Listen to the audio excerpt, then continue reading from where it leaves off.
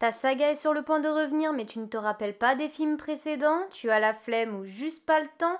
Bienvenue sur le récap série film et aujourd'hui on te prépare pour The Marvels avec les récaps de Captain Marvel 1 et Miss Marvel saison 1. Alors, accroche-toi bien, c'est parti.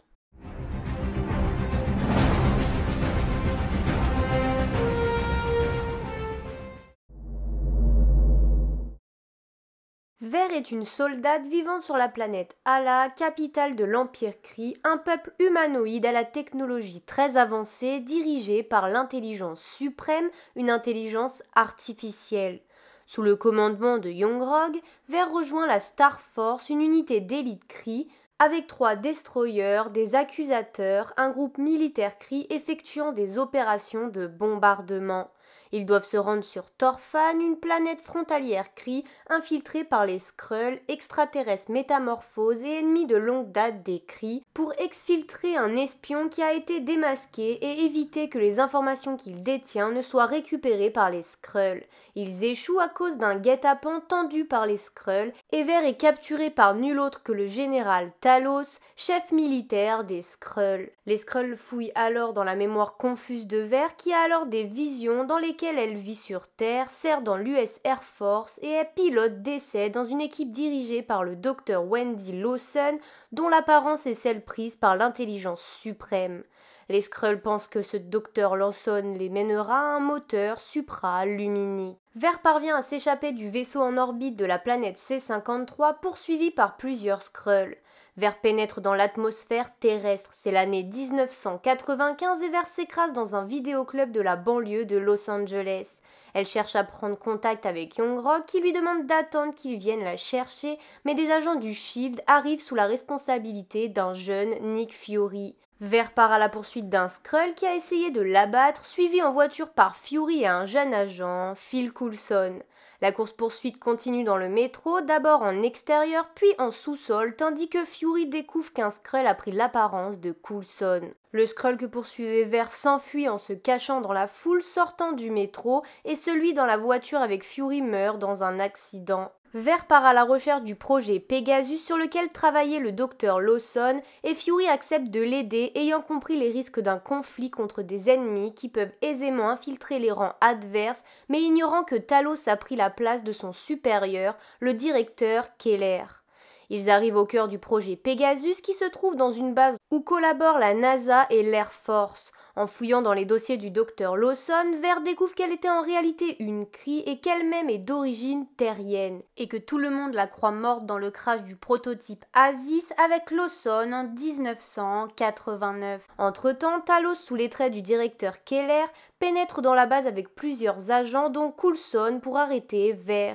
Mais il commet 2 erreurs. Il appelle Fury par son prénom, ce que personne ne fait jamais, et il est persuadé que Coulson obéira aveuglément aux ordres alors qu'il suivra son instinct et laissera Nick et Ver s'enfuir. Ver retrouve Maria Rambeau, son ancienne partenaire et amie qui vit avec sa fille Monica Rambeau, fille que l'on voit d'ailleurs bien plus grande dans WandaVision. Maria révèle alors son vrai nom à Ver, Carol Danvers.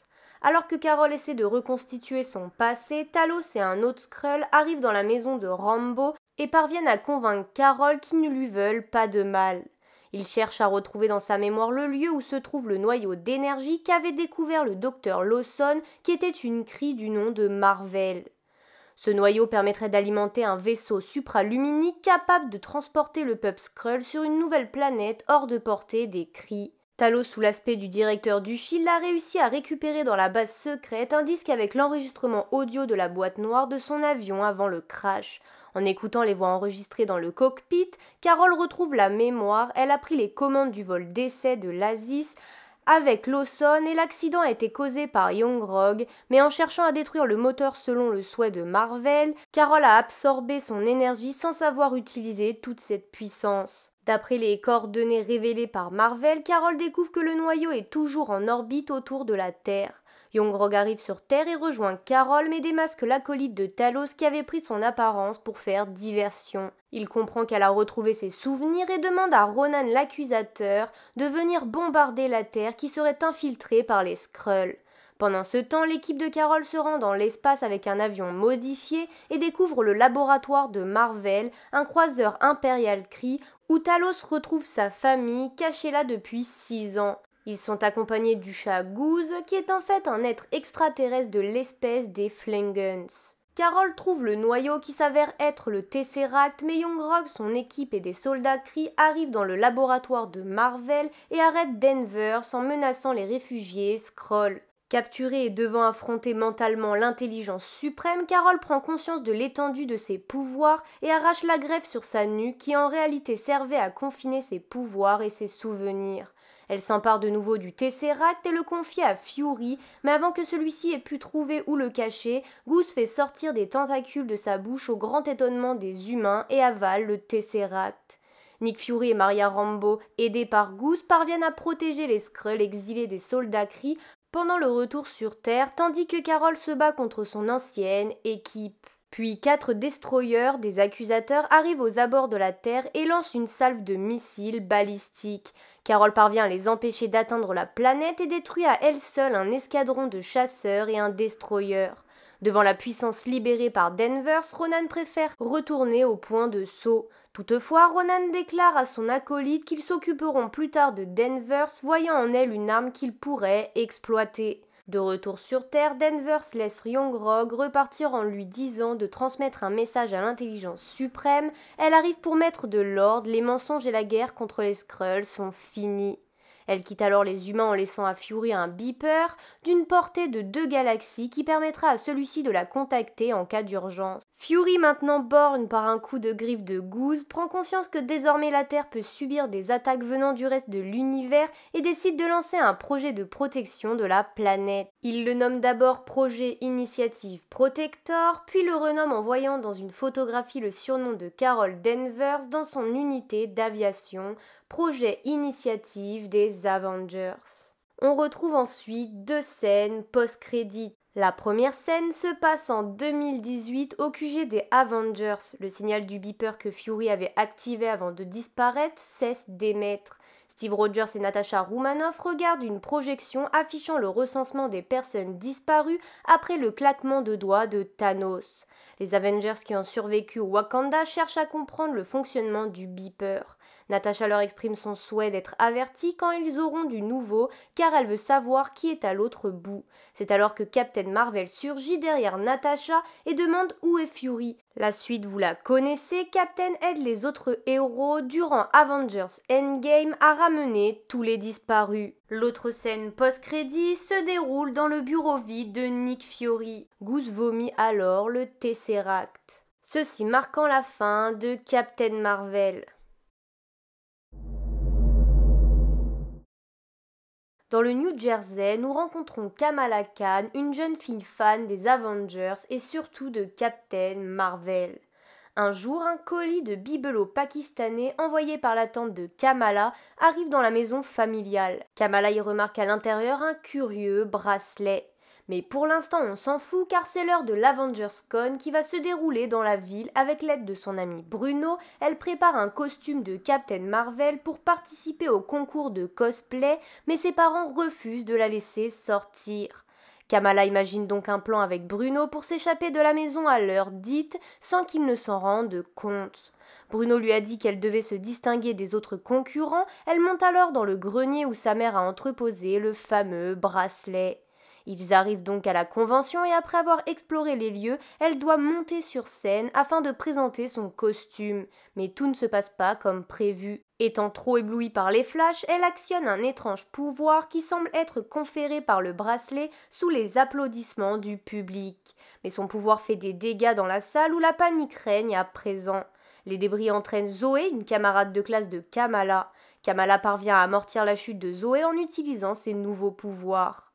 Bruno et Kamala s'enfuient de la scène de crime. Alors qu'elle espérait rentrer tout discrètement chez elle, sa mère l'attend dans sa chambre et lui fait bien comprendre à quel point elle est déçue. Mais bon, ça atteint pas trop Kamala qui est plus intéressée par ses nouveaux pouvoirs. En post générique du premier épisode, on croise les agents du Damage Control vus dans No Way Home qui découvrent la vidéo de l'AvengersCon et décident donc de partir à la chasse. Kamala doit donc s'entraîner et Bruno lui prête son aide.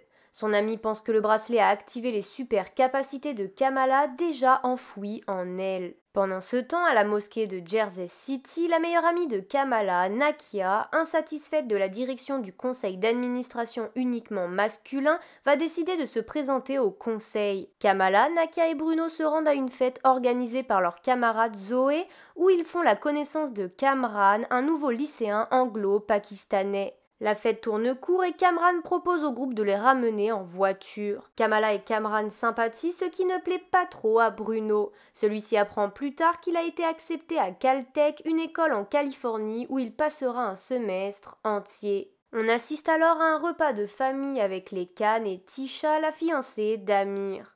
Le père raconte l'histoire de la partition de Sana, la grand-mère de Kamala. Mais le bracelet s'active à la fin de l'histoire et Kamala a une vision d'un train et d'une femme. Plus tard, elle appelle sa grand-mère pour l'interroger sur le bracelet. Celle-ci lui dit qu'il appartenait à sa mère, Aisha. Le Damage Control retrouve Zoé et l'interroge sur la fille masquée. Ils arrivent notamment à savoir qu'elle est originaire d'Asie du Sud. Pendant la fête de l'Aïd, Bruno et Kamala aident Nakia à faire campagne et Kamala en profite pour questionner les tantes sur son arrière-grand-mère sur laquelle il existe plein de rumeurs qu'elle était une sorcière ou une meurtrière, entre autres. Dans la soirée, un jeune homme glisse d'une fenêtre et manque de chuter avant que Kamala ne le sauve en utilisant ses pouvoirs, mais le bracelet lui donne encore des visions et la plateforme sur laquelle était le jeune garçon se brise avant qu'elle n'amortisse sa chute. Kamala s'enfuit mais est retrouvée par les drones du Damage Control. Elle parvient à échapper à la police grâce à Kamran qui la ramasse en voiture avec sa mère à l'arrière qui n'est autre que la femme de ses visions. Najma explique qu'elle et Kamran font partie d'un groupe de 5 êtres connus sous le nom de clandestins ou djinns qui ont été exilés de la dimension Nour et qu'Aïcha était également l'une des leurs. C'est en 1942 en Inde que Najma, la mère de Kamran et ses compagnons dont Aïcha trouvent le bracelet. Elle révèle également que le bracelet pourrait être en mesure de les aider à rentrer chez eux et demande de l'aide à Kamala. Kamala est d'accord, mais Bruno et Kamala veulent plus de temps pour s'assurer qu'ils peuvent ouvrir le portail en toute sécurité. Bruno fait des recherches et avec l'aide du père de Kamala traduisent des textes en ourdou qui racontent la légende des clandestins et le danger que représente l'ouverture d'un portail entre les deux mondes. Elle prévient Kamran, mais Najma refuse d'attendre et décide de se rendre au mariage pour forcer la main à la jeune fille. Kamran arrive alors avant elle pour prévenir Kamala qui déclenche alors l'alarme incendie pour faire sortir tout le monde. Une bagarre s'ensuit alors stoppée par les agents du Damage qui capturent les clandestins, y compris Kamran. Alors que Kamala et Bruno s'échappent, Nakia voit Kamala utiliser ses pouvoirs. En rentrant, sa grand-mère l'appelle, elle dit qu'elle a aussi vu le train et qu'il faut que Kamala et sa mère viennent impérativement à Karachi. Elles arrivent donc à Karachi où elles sont accueillies par des cousins et Sana, la grand-mère.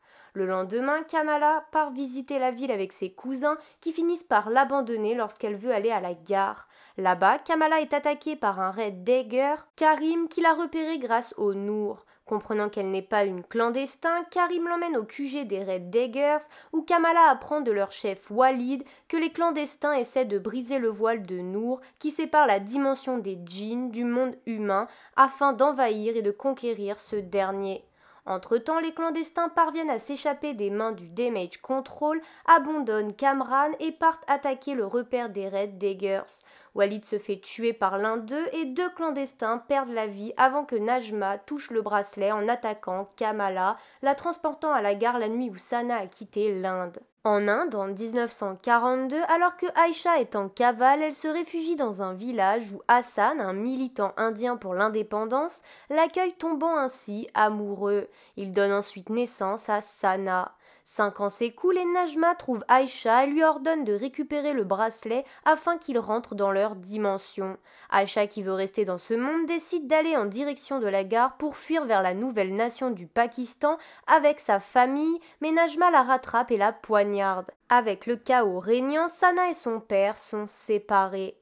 Kamala, qui a donc été projetée ici, trouve Aïcha mourante. Avant de mourir, Aïcha lui demande de protéger Sana. Kamala, affolée, crée involontairement un chemin de microcristaux lumineux semblables à des étoiles et parvient à faire réunir Sana et son père. Un clandestin tente de le traverser mais perd la vie et Kamala parvient à raisonner Najma, mais celle-ci se sacrifie pour refermer le voile et transfère en même temps ses pouvoirs à son fils. Sa mère et sa grand-mère arrivent, comprennent que Kamala a des pouvoirs. À Jersey City, Cameron trouve refuge chez Bruno, mais ils sont retrouvés par le Damage Control et Cameron utilise ses pouvoirs qui lui sont incontrôlables. Kamala rentre et annonce à sa famille qu'elle est la nouvelle héroïne du quartier. Nakia appelle Kamala pour la prévenir qu'elle n'a pas de nouvelles de Bruno et sa mère lui offre un costume flambant neuf. Bruno et Cameron se réfugient à la mosquée mais Nakia les aide à se cacher du Damage Control qui est revenu fouiller.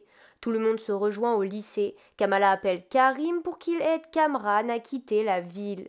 Le Damage Control arrive aussi et Kamala met en place un plan à base d'extincteurs, de produits chimiques et de balles de softball avec l'aide de ses amis et de Zoé et Amir qui sont apparus entre-temps. Grâce à l'appel à l'aide de Zoé sur les réseaux, tout le quartier se déplace pour les soutenir. Kamran apprend la mort de sa mère et commence à attaquer tout le monde. Kamala parvient à l'arrêter entre deux attaques du Damage Control et lui laisse le temps de s'enfuir. La communauté protège ensuite Kamala, lui laissant à son tour le temps de s'échapper. Kamala trouve son nom de super-héroïne Miss Marvel grâce à son père qui lui dit que son prénom signifie merveille en ourdou, soit Marvel en anglais. Kamran parvient à Karachi où il rencontre Karim. Une semaine plus tard, Bruno part pour Caltech et annonce à Kamala qu'il a fait d'autres tests et découvre qu'elle n'a pas les mêmes gènes que ses parents, mais que les siens proviennent d'une mutation. Serait-elle une X-Men ? Et enfin, en scène post-générique, alors qu'elle se trouve dans sa chambre, le bracelet de Kamala s'allume et elle disparaît, laissant place à notre chère Captain Marvel, marquant ainsi la fin de la saison 1. De quoi nous teaser The Marvel prévu pour ce mois de novembre. Dans ce film, on retrouvera Miss Marvel, Captain Marvel, mais aussi Monica Rambeau, vue comme je vous l'ai déjà dit dans WandaVision. Tu peux dès maintenant retrouver le récap de WandaVision saison 1 sur notre chaîne. Et voilà, la vidéo est terminée, j'espère que ça t'a plu et aidé. N'hésite pas à lâcher un pouce en l'air ou à t'abonner si le concept te plaît. En tout cas, on se retrouve la semaine prochaine pour une autre vidéo. À plus!